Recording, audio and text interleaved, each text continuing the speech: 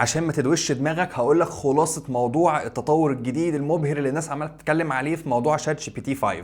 دلوقتي بدل ما كان عندك موديلز مختلفه او 3 او 3 ميني 4 او الى اخره، دلوقتي بقى عندك 5 بس اللي موجود داخل شات جي بي تي 5. ده هو بيتنقل داخليا بناء على المهمه اللي انت مديها له. لو المهمه معقده بيروح للموديل اللي هو اسمه ثينكينج، اللي بيقعد وقت عشان يطلع لك النتيجه، بس بيعملها بخطوات ممنهجه وبيوريك الخطوات الممنهجه وهو بيشتغل.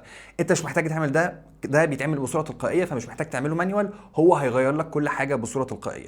النقطه الثانيه، لو انت عايز بالاخص تقول له المهمه دي انا عايزك تفكر فيها بعمق، تقدر من فوق تختار شات جي بي تي ثينكينج، وهو هيقدر يفكر في المهمه ويوريك الخطوات.